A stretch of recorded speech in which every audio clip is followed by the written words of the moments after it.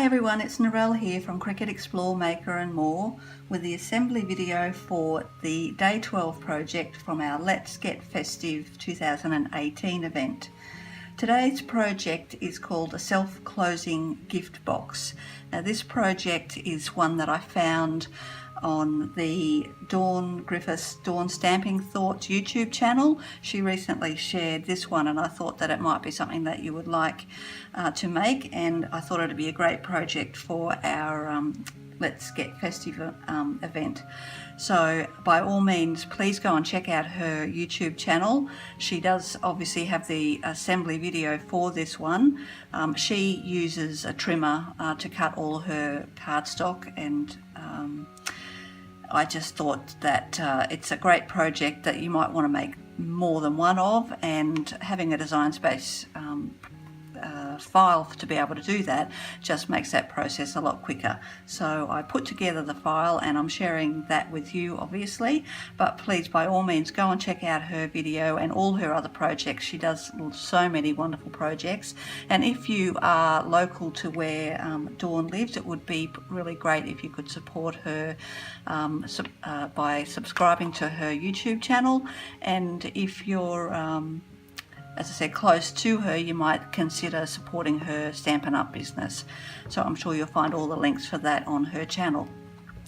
So as I said, this is called a self-closing gift box, and it has a square base so that you can stand that up.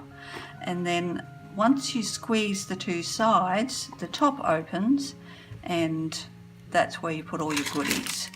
Okay, so it's quite a big roomy box actually, so you can fit quite a bit in there. And then when you go to, you just squeeze the two top pieces together again and it's closed and nothing's going to fall out. So that's what we're making today, so let's get started on that. So we'll start first with the base, and you will find that there are, to know which is the top and the bottom, the top just has the 2 pieces and the base has the 4 pieces. Okay, there's quite a few score lines, but they are all mountain fold, so you don't have to worry about what's valley and what's mountain. So we'll go ahead and just fold all of those. So I've already obviously pre-folded these just to make it quicker, so they'll be folded like that. This one here is what you're going to use to close the box, and then you've got 4 diagonal lines, but again they're all mountain, so just go ahead and do that. Get your bone folder and make them a nice crisp fold, and that'll give you a nice neat looking box. So what we'll do next is we'll go and we'll put these pieces that are going to decorate that, we'll go and put those on first. So I'll just start this side. I've got them all in order so that I know my picture is going to go together, hopefully. And that one's going to go there. And I'm just going to use this art glitter glue to put that on so that I can try and get this on quite quickly. So it might not be super neat, but let's see how we go.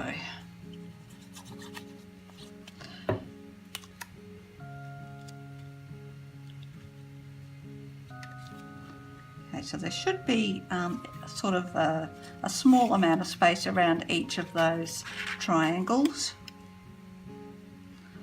So just try and get those lined up nicely. And I try and line up the bottom pieces so that they're all nice and lined up neatly.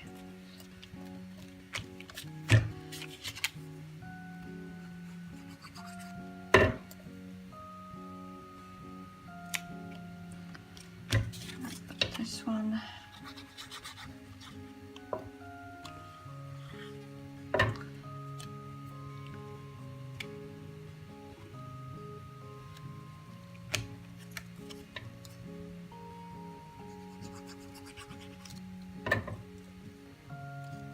Okay, that's the last one of those.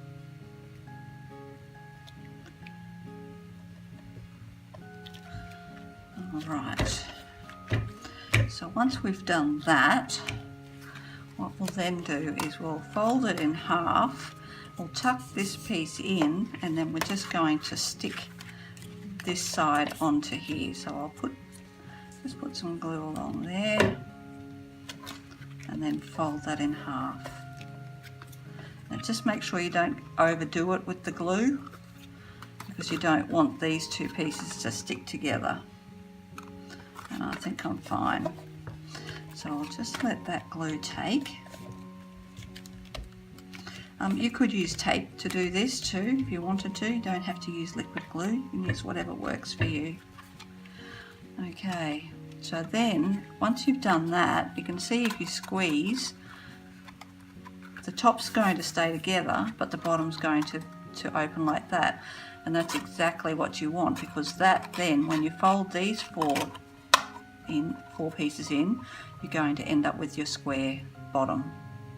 So when you go to stick that down, just make sure that you hold this in the position that gives you a perfect square. Alright, so what we'll do is we'll just go and put some glue on both of these tabs, or tape if you prefer to do that. I'll just put a little bit along here, and then I'll fold them in, but then I'll just make sure that I get a nice neat square, and it'll be probably helpful if you just get your bone folder and get that inside there and try and push that down. But again, just keep making sure that it's nice and square, and get that glue to take. So that's pretty good. So now what I'll do is I'll just squeeze that open. I'm just going to get a bottle of glue actually. I'm just going to pop that in there and just rub it inside, just to make sure that I've got good adhesion in there. And that looks pretty good. Okay. So that's basically the box put together. So again, if you squeeze it, the top opens. Now obviously I've got wet glue on here, so I'm not going to put too much effort into squeezing that, because I want that glue to harden and dry. So I'm just going to leave that for now, and I'm going to go on to the rosette that I've got here. Now the rose, obviously you don't have to put the rosette on there, you can decorate this however you like. So I've got this scallop circle, and that's going to go on the front, and then I'm going to be putting a rosette on the front there like that. So very quickly to do that, and you'll find the pieces for the rosette in the file that goes with this box here. So what you'll find in the Design Space file are 4 pieces like this. There's actually 4 pieces for the rosette. Now you can use all 4, but I have found that 3 at this size anyway, 3 works better. So on this one I used 3 of these stuck together, and it gives you a nice, it still gives you a nice full rosette. This one was 4, but I think it's just a little bit too tight, so I think 3 works much better, especially at this size. So each piece of the rosette is scored. Now I don't know that you're going to be able to see how many score lines there are on here, but in between each of those little dips there is a score line, but there's also one on each point as well. Now I didn't fold every single score line, I scored every second one. So where you've got the little dip, that's where I scored, that's where I folded. So you can just see that's where I folded. I didn't fold the other one before that. That would have given you a much, possibly a flatter rosette. I'm not sure. I must try that again. Try that one day. But for what I wanted, this was adequate. So basically, it's just mountain, valley. So at this size, they're a little bit fiddly to fold, but I just put my thumbnail on the one that I'm about to fold, and I kind of just go backwards and forward or I turn it around this way, and you can just do it like that. But I tend to find it's nice to be able to put a nail in there just to get a kind of neat fold. So I'll just do that one. So you go ahead and you do the same for all of your pieces. So that's the first one done. And when you go to do the next one, because you've got to glue this one to this one, I finished on a mountain fold on this one. Not a very neat one either, but nevertheless, that was a mountain fold that I finished there. So the next one is actually going to be a valley fold. So we start this one with a valley, and then we just go on from there. So then you'll have your 3 pieces all done. And there's the second one done. And then what you do is you just take, got to get that one straight, that's annoying me. Okay, so then you'll get a bit of glue, and it doesn't matter which side you put it in, but one's going to go behind the other. So I'll just put a little bit of glue here, and I did that the wrong way, I'll take that off. I'll put a bit of glue here, and then put layer 1 on top of the other.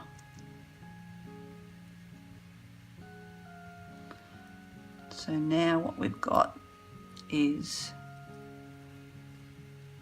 2 rosette strips stuck together. And then you would go ahead and you would do the same thing for the third one. So again, looking at this one ended as a valley fold, so the next one is going to start as a mountain fold. I'll do that one.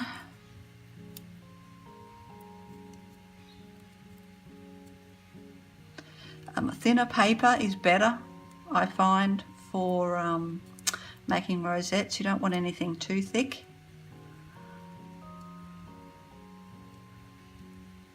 We'll do that. This one's going to be a little bit rough because I'm trying to be quick for the video, but I'm not doing a very good job. But anyway, so there's my third one done. Now, again, this one's going to go on there, so I'll put a little bit of glue, put this one on here, make sure they're nice and stuck together,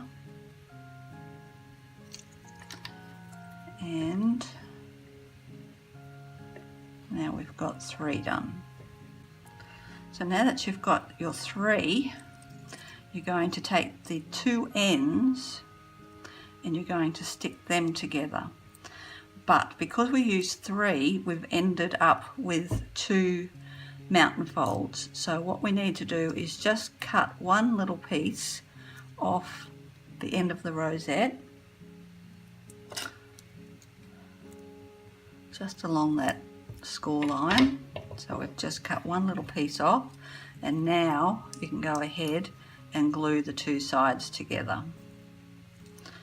So that's going to go like that. So I'll put a little bit of glue here, bring that around and stick the 2 ends together. Okay, so that's how you start the rosette. So that's what I've got here. So this one's dry, so that means I can go on with the assembly of the rosette. So you've got this little piece here. Now you've got to turn it into something that looks like this. Now decide which side you want to be showing at the front here, because this is the top of your rosette. So you need to decide whether you want to see that or whether you want to see the other side of your paper. That's what I want. So what I'm going to do is just take this, and if I wanted the red side to be the outside, I would just flip that inside out like that and then flatten. Okay, and that you can see that it's kind of taking that rosette shape. But I want the other side, so I'm going to push that to the inside and then flatten. Okay, So there's that rosette.